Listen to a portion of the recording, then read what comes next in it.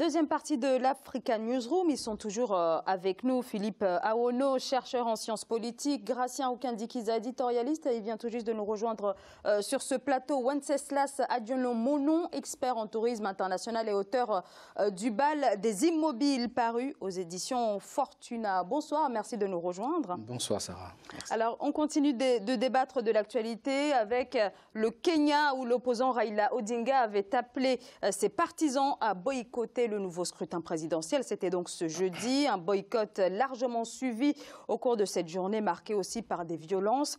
Nous sommes vendredi et au lendemain de ce scrutin, les premiers résultats dessinent une large victoire sans surprise pour le président sortant Uhuru Kenyatta. Voyez ce sujet de Patricia Solange-Dubois.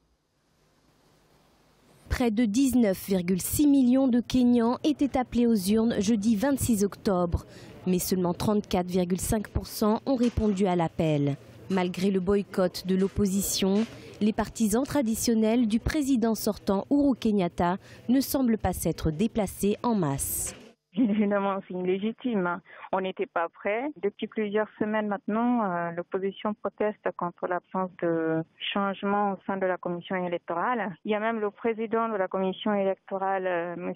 Chebukati, qui a confirmé il y a quelques jours que les mêmes erreurs allaient se reproduire. Donc les gens ont bien compris que ça ne servait à rien. Jusqu'à la dernière minute, le chef de la Cour suprême, David Maraga, aura tenté d'éviter le naufrage après une annulation de l'élection du 8 août dernier annonçant la victoire d'Uhuru Kenyatta.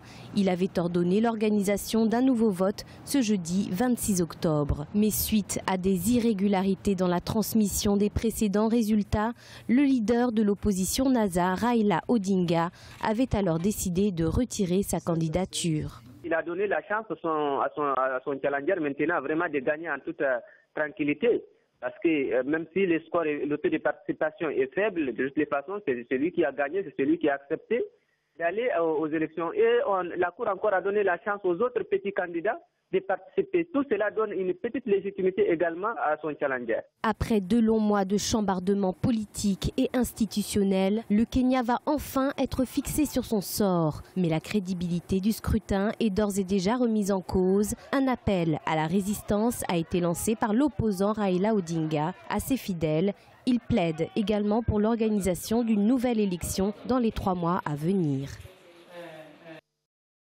Alors ce vendredi, les premiers chiffres commencent à tomber. Selon les médias kenyans, ça serait une victoire pour le président sortant. Il obtiendrait plus de 98% des suffrages. Des résultats, bien sûr, à prendre avec beaucoup de précautions, puisque seule la commission électorale peut annoncer officiellement ces résultats. Donc, on a vu tout à l'heure le taux d'abstention, 34,5% Gratien.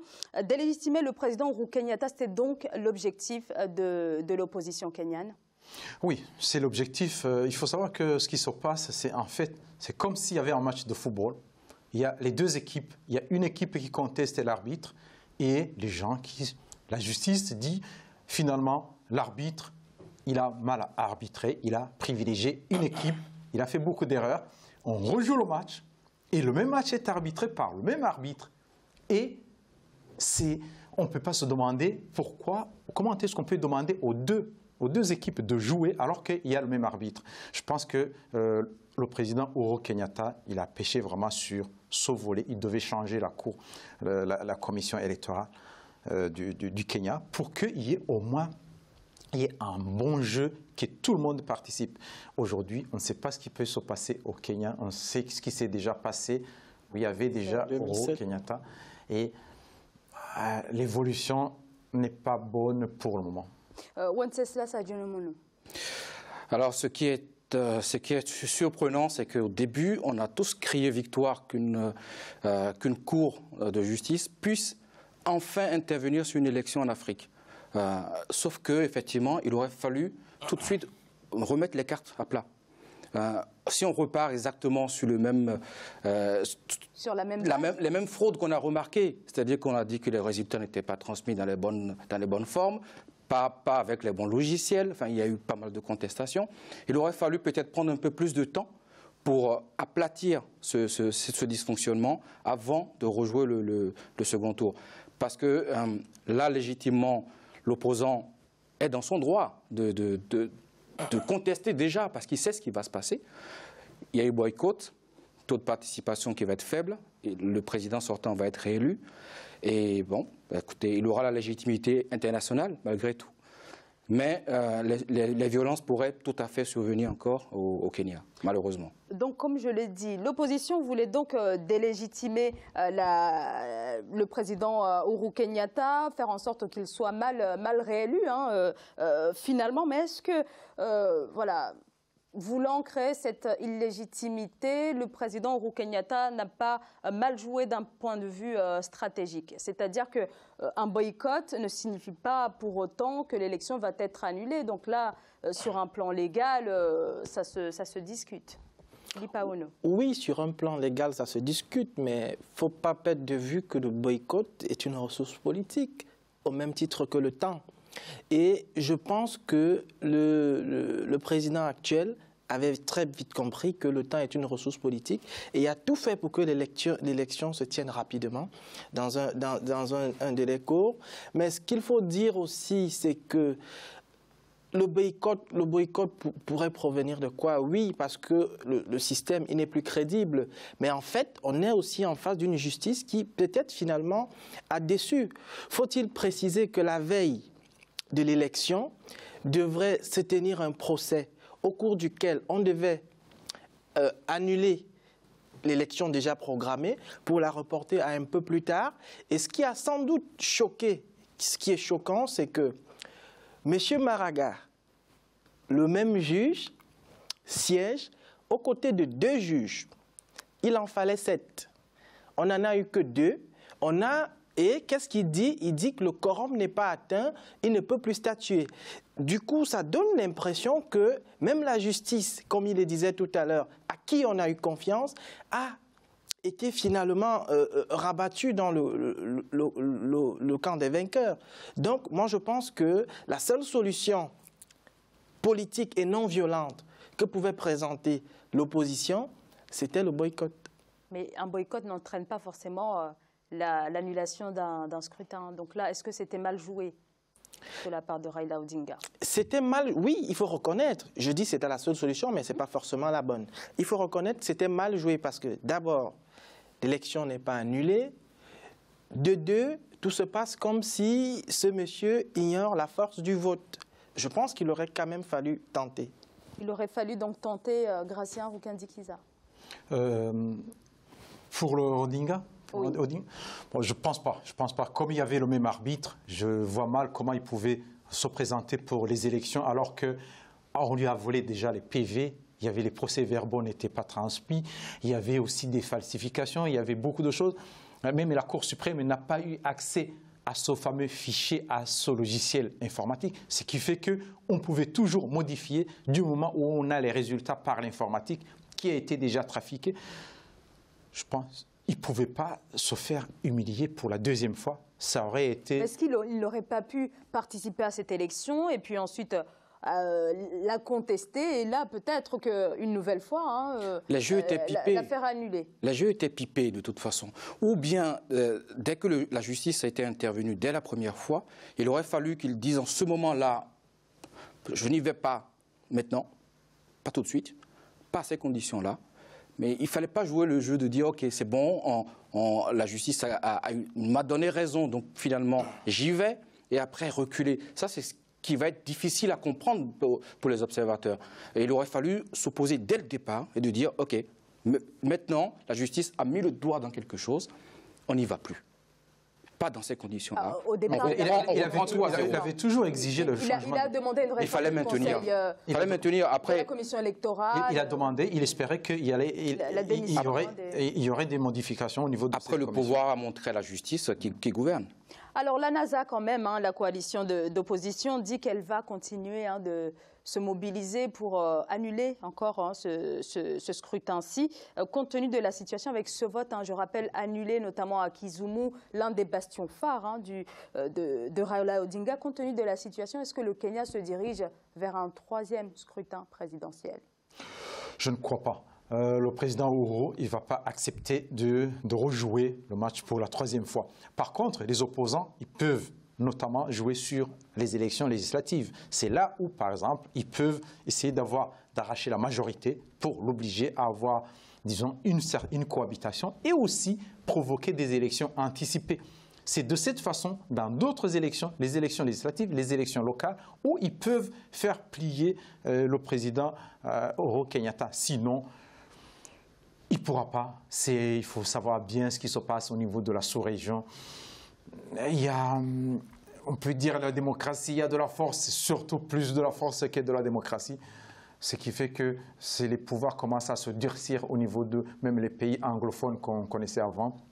Il y a l'Ouganda, même la Tanzanie qui commence, un pays démocratique, mais qui commence à durcir avec les violations des libertés d'expression.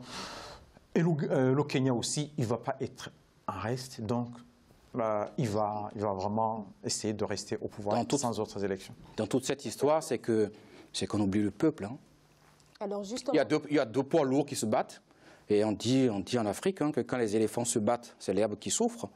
Au milieu, il y a des gens qui n'ont rien à faire du destin d'un président et de son opposant et qui, eux, vont payer le prix fort. Alors justement, est-ce que le Kenya est divisé? Je rappelle encore, 34,5%, c'est le taux de participation. Les Kenyans sont véritablement divisés sur cette élection? Ce taux de participation, on pourrait même considérer que le président actuel est désavoué.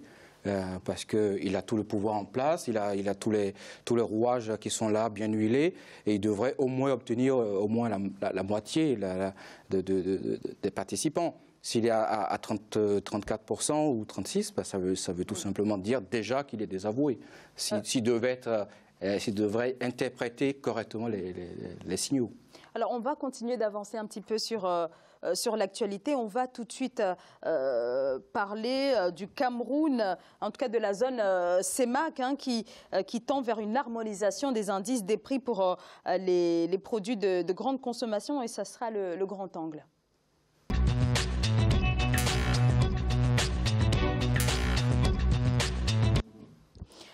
L'Observatoire économique et statistique d'Afrique subsaharienne, en collaboration avec la CEMAC, a récemment lancé à Yaoundé le projet d'harmonisation des prix des produits de grande consommation pour les pays d'Afrique centrale. Quels sont les enjeux de cette nouvelle politique à la consommation? Qu'est-ce qui devrait changer? Élément de réponse dans ce reportage de Viviane Baouken.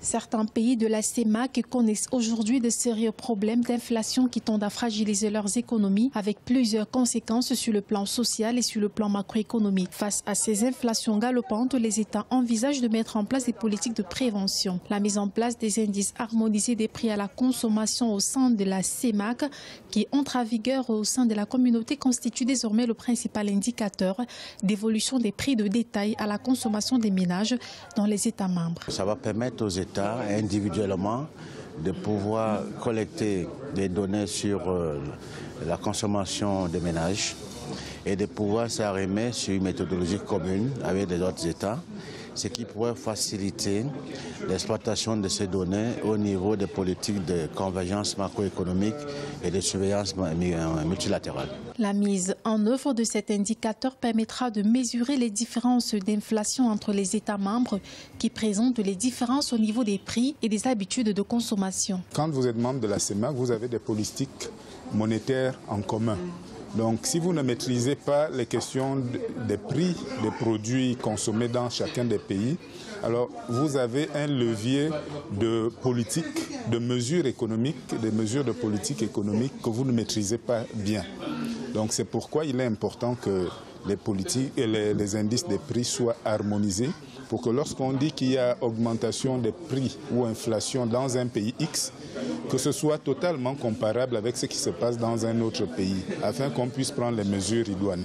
Les diagnostics du système statistique réalisés dans la sous-région mettaient déjà en exergue des insuffisances aussi bien quantitatives que qualitatives de la production statistique des pays membres, d'où l'urgence d'une harmonisation des indices des prix à la consommation.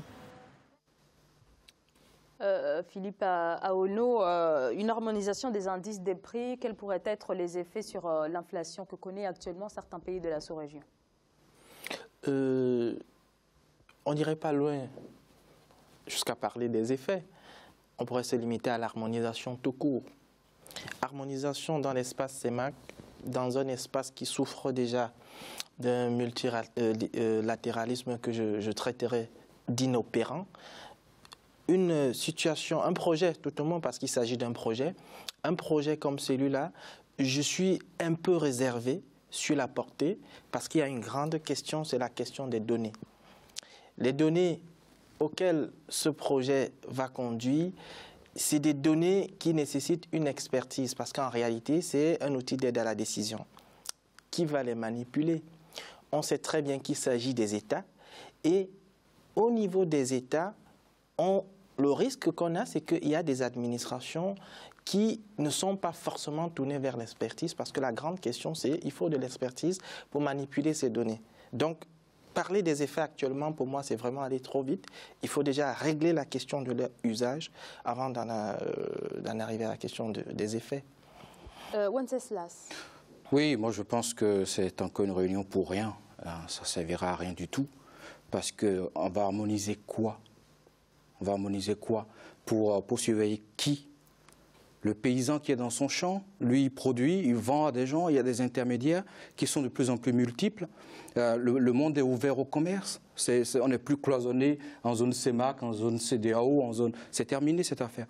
Donc là, on a déjà un train de retard. C'est trop tard. Il aurait fallu le faire il y a 15 ans. C'est une affaire réglée pour moi. Gracien, vous aussi, vous êtes sceptique. Vous êtes aussi sceptique? Oui, je suis aussi sceptique pour des raisons. D'abord, l'harmonisation des prix. Je vois mal comment on peut vendre au même prix un produit au Cameroun, comme en Centrafrique, ou au Gabon, au Tchad. Il y a des pays, les salaires ne sont pas les mêmes, les niveaux de vie ne sont pas les mêmes, donc les prix peuvent s'adapter aux revenus des citoyens de ces pays. Deuxièmement, j'ai l'impression qu'avec cette harmonisation, on essaie de juguler l'inflation. L'inflation qui est devenue une maladie importée de l'Allemagne, que la France a importée de l'Allemagne, parce que les Allemands, ils ne veulent pas connaître ce qu'ils ont connu du temps avant Hitler, où il y avait une inflation énorme. Et donc, du coup, jusqu'à maintenant, la politique de l'Union européenne, de l'euro, c'est la lutte contre l'inflation. Et les pays de la zone CFA, leur politique monétaire, c'est la lutte contre l'inflation, alors qu'il n'y a même pas d'inflation, alors qu'ils ont besoin d'une croissance. On ne peut pas avoir une croissance économique sans inflation. Si on a l'inflation zéro, on aura une croissance économique qui ne va pas dépasser 1 ou 2%. Donc, il faut accepter cette inflation et en même temps qui va jongler avec la croissance. Alors, on va marquer, si vous le voulez bien, une pause et on va se retrouver dans quelques instants. À tout de suite.